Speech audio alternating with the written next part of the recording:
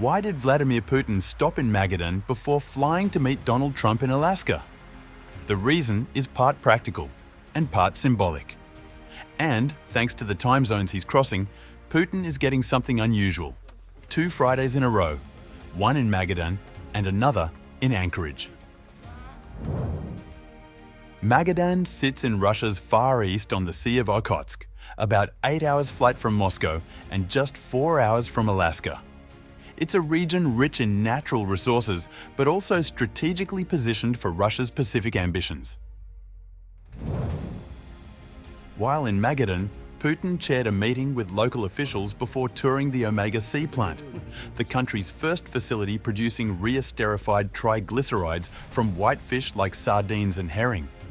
The plant highlights Russia's push to boost its domestic fish oil industry, tapping the rich marine resources of the Sea of Okhotsk. Kremlin spokesperson Dmitry Peskov explained the stop, saying, "The city is important. Putin has been there many times, even when he was Prime Minister." The visit underscores the Kremlin's effort to balance domestic priorities with global diplomacy.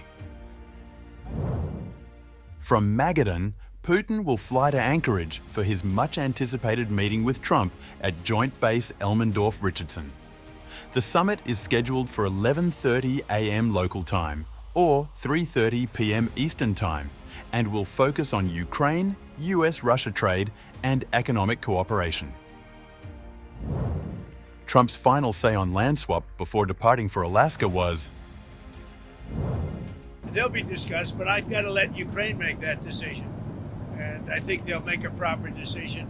But I'm not here to negotiate for Ukraine. I'm here to get them at a table. And I think you have two sides. Look, Vladimir Putin wanted to take all of Ukraine. If I wasn't president, he would right now be taking all of Ukraine. But he's not going to do it." The Russian delegation traveling to Alaska includes key figures: Foreign Minister Sergei Lavrov, Defense Minister Andrei Belousov, Finance Minister Anton Silvanov, and Special Envoy Kirill Dmitriev. Notably, one of the planes that has already landed in Alaska is the same model that was linked to a 2018 cocaine trafficking scandal in Argentina, though Moscow says this trip is strictly diplomatic. In a side development, Trump also spoke by phone with Belarusian President Alexander Lukashenko, a close Putin ally, thanking him for securing a prisoner release and hinting at a future meeting.